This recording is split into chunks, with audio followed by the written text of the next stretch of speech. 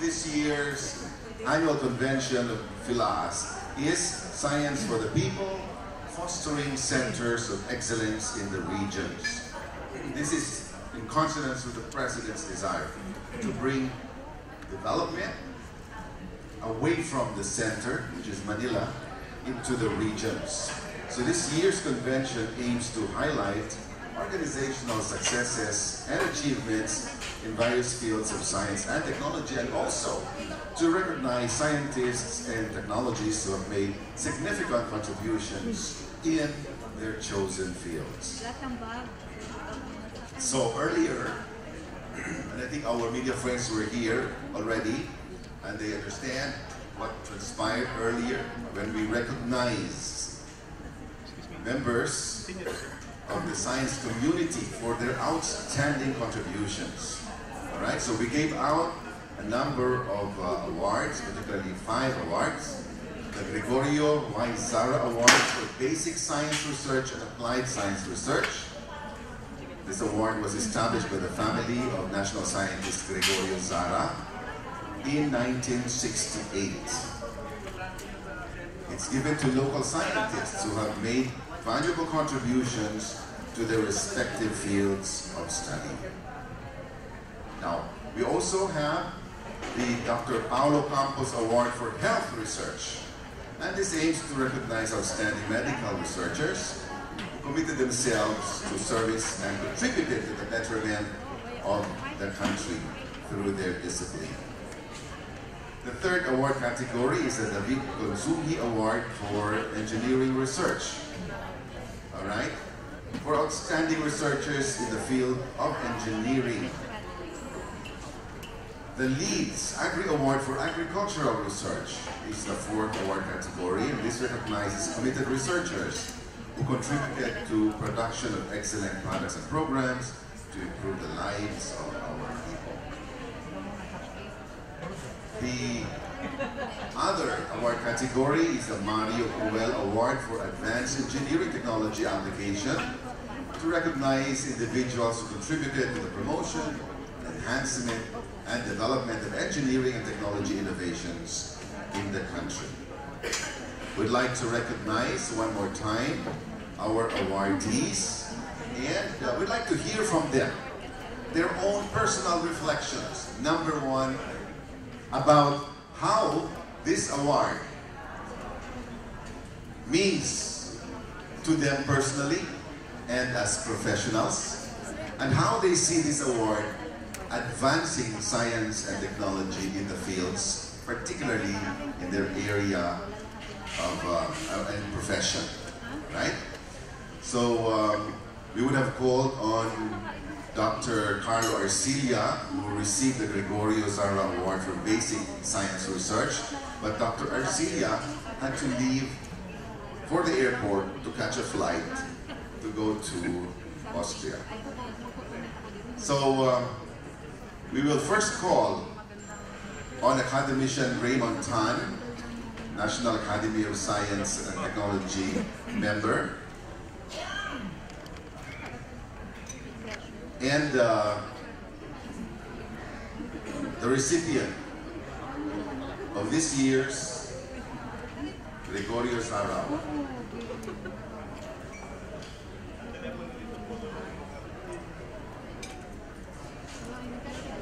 Dr. Tan.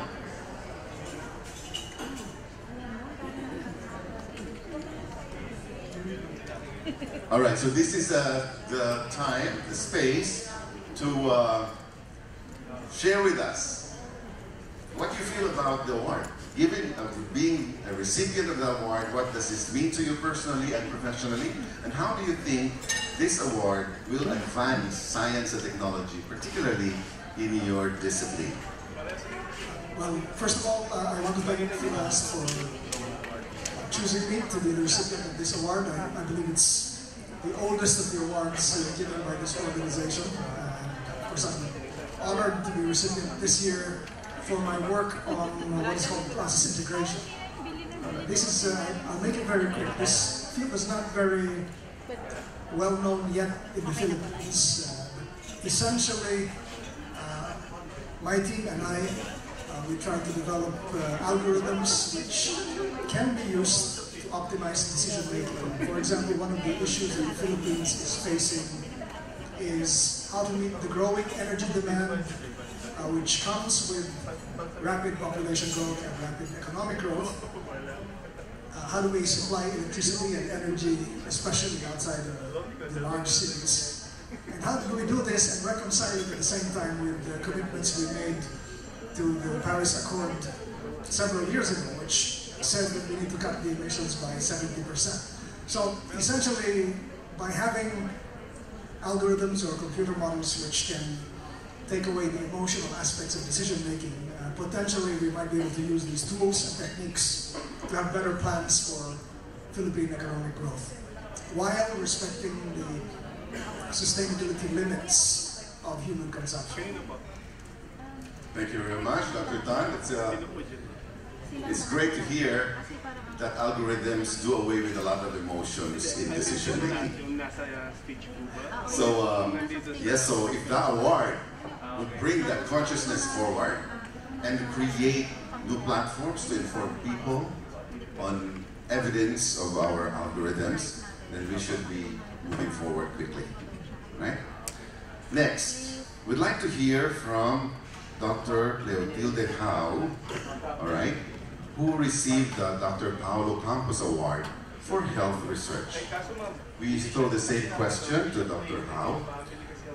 How does the award mean to you personally and professionally, and how do you think it will move forward the agenda of your science in the country? Thank you for this award. Of course, I know that the career of Dr. Paulo Campos, he was one of my teachers when I was a student in UP. I was inspired that early because he started the community health program in Laguna.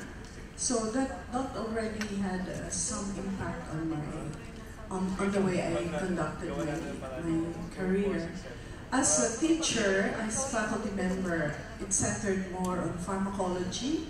I was teaching pharmacology and also pediatrics. So I had a chance to apply what I learned in pharmacology into my teaching of pediatrics also.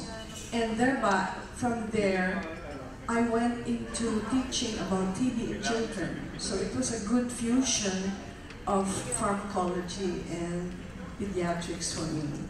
So I've been working with the Philippine Pediatric Society for the management of TB in children, getting involved with the production of writing or editing our book TB in Infancy and Childhood, which started in 1993 until our last edition in 2016. With that, I also worked with WHO. I learned a few more skills on management of TB in children, so which I brought home with me. And so at present, I'm now National Chair for Philippine Coalition Against Tuberculosis. And because of that, we are giving more focus on TB in children because that's where it all starts, TB in children. Now people would say, do we still have TB in the Philippines? Of course, yes. We still have a lot of tuberculosis. So in spite of all the innovations in science and technology that we have brought in, we still have to bring that down to the community level so that we'll be able to end TB in the Philippines, and worldwide, of course. So that is the challenge for me now. So this award is just one of them that will inspire me to do more work on TB in the Philippines. Thank you. And this time, we'd like to hear from the recipient of the Leeds Agri Award for Agricultural Research. We will now hear from Dr. Emma Sales. Good afternoon, everyone. I would like first to be extending my heartfelt thanks to Dr. Iborra and Picard for nominating me, and thank you for the award from the PhilASST. Actually, to be honest, I have already known about PhilASST 3 years ago because of Dr. Iborra.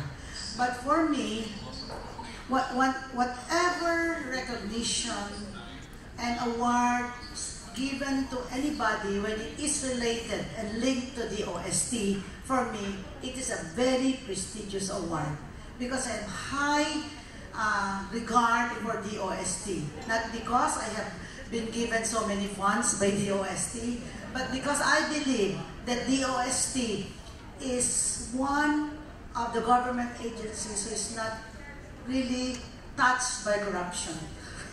Actually, I think it deserves an applause. DOST. And I'm surprised actually that I have been recognized for this award, because for me there are so many researchers and scientists whom I believe are, I think, better than me, but I am proven otherwise because they have recognized me, and I think PhilASST for this.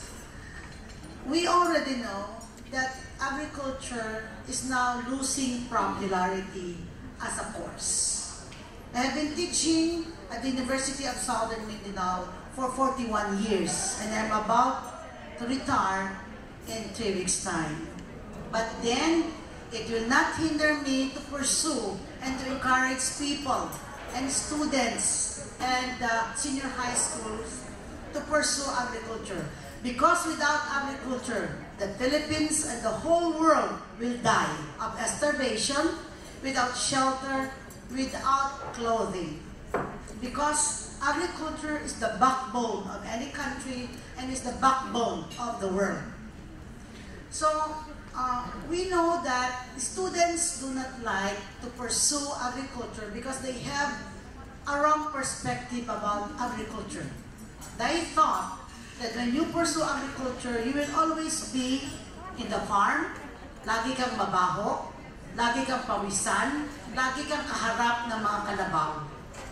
But they do not know that agriculture has many facets and there are many marami siyang fields of endeavor which we can help the farmers. Like for example, my passion in the last several years is biotechnology, which Dr. Iborra and I are passionate about. Lagi kami magkasama ni Dr. Iborra in pursuing the science-based facts about biotechnology, because we know that the land area remains the same, but the demand for food and the yield is increasing, not only arithmetically, but geometrically. So we have to double our time, to double or triple or quadruple our yield.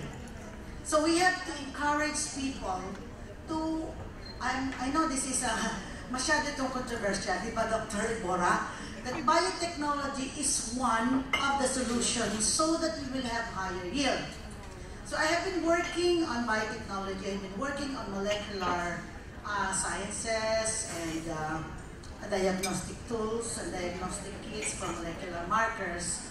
So even if I will retire, I will pursue researches on this. I will continue to be a professor emeritus of the University of Southern Mindanao so that I can encourage others to be relentless in the pursuit of agriculture, productivity, and at the same time, have the passion for research. Kasi itong sa akin, agricultural research, I am more passionate on research rather than on teaching. I am working more on research, 60% or 70%, and 40% in teaching.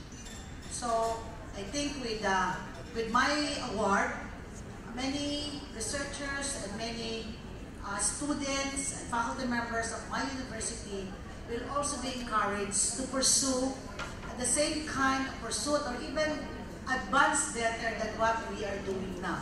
Kasi this is an encouragement. Awards are encouragement per se. Thank you very much. Thank you. I'd like to hear a few words from the recipient of the David Consuli Award for Engineering Research. Dr. Susan Gallardo will share with us her thoughts about receiving the award. Thank you very much. I feel so blessed to have been recognized by the Philippine Association for the Advancement of Science and Technology to receive this David M. Consunji Award for Engineering Research. As you all probably know, some of you know, I retired 4 years ago from De La Salle University, but retirement means a new avenue for me to do research and bring research to the community, much more to the less fortunate community in the country. So my recent project, before I retired, got a patent. And I'm working now with the IP office of De La Salle University to commercialize this. And we are promoting this to other poor communities in the country to be used as a disaster kit, as a personal purifier, water purifier in times of disaster. The second one that I actually got after, before retiring, is actually a utility model that can be utilized by industries in the treatment of their wastewater. And this is a photocatalytic catalyst made of nano-titania with activated carbon. It can be used for wastewater treatment that contains persistent colors and toxic substances. So I'm still working with DOST as well as with DPO, because DOST to TAPI actually applied, because this project was funded by PhilASST, DOST. I'm very thankful to PhilASST for this 3-year program that ended up with a utility model. And I'm still working with this together with my graduate student and co-proponent in commercializing this and bringing this to the other industries to use it. And more currently, I am very thankful to De La Salle University, to the office of Dr. Tan, our Vice Chancellor for Research and Innovation, who gave me a grant to perform a research on greening selected sites in the Philippines. This will address the Sustainable Development Goal number 11 to have what we call a inclusive, sustainable, and resilient community. I'm working with the poor community in Mulanay.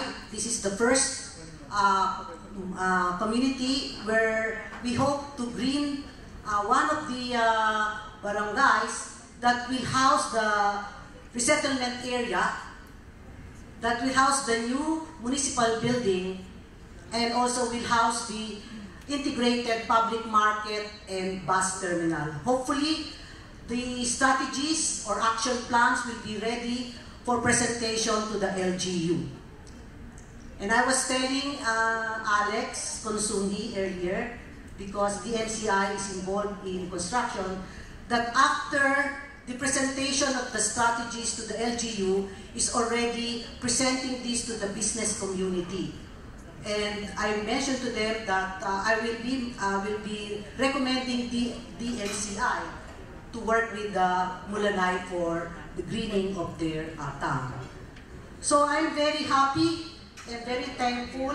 Again, thank you to PHILAAST and DOST for all the support given to my research, and to mention also De La Salle University. Thank you very much. Thank you very much, Dr. Susan Gallardo, and for your spirit of dedication to uplift the conditions of our people. How lucky are the residents of Mulanay in Quezon Province. So they are going to be recipients of the benefits of the science that you bring to them, right? And Dr. Dizon, you have the floor. Good afternoon, everyone. First of all, I want to thank Sec.Boy for the nomination, and PhilASST, of course, especially the Board of Directors for giving me this award. 2 months ago, Sec.Boy instructed me to submit my CV. He said he will nominate me for the DMCI award. So I was not expecting anything from that. And then last month, I was informed that I got the Mario Cruel Award. So I was, what is Mario Cruel Award? So no offense to the family of Mr. Cruel. Anyway, when I heard of the award, I googled who is Mario Cruel, and nothing much was said about him. He was an electrical engineer, and most of the things you will find in Google is the Mario Cruel Award, not the Mario Cruel the person, but the award. Anyway, maybe I got the award because of that same obscurity or low profile nature of Mr. Cruel. According to her daughter, he's not much known in the field. But anyway, my award was I'm thinking that I got it from my contribution to the mass transportation program of DOST. And I have to credit former Secretary Mateo for that. He was the one who started it all. The problem came, of course, from the existing mass transportation situation in the country. But the problem for me, as given by Secretary Mateo, was to develop a local version of the monorail, of the train, of the road train. So Secretary Mateo was the brains in the mechanical aspects. I was the one in charge of the electrical aspect. And as an engineer given a problem to solve, that's just what I do. That's what I did. Just search for solutions. And also, I would like to share this award with my team, because back then I was Assistant Secretary at the DOST, and I was not really in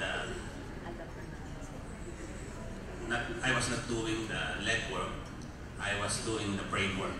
So I have to give credit also to my engineers, to my team of engineers who did all the legwork in coming out with this with our local version of the monorail, which we call the AGT, the train, which is now being used at the PNR.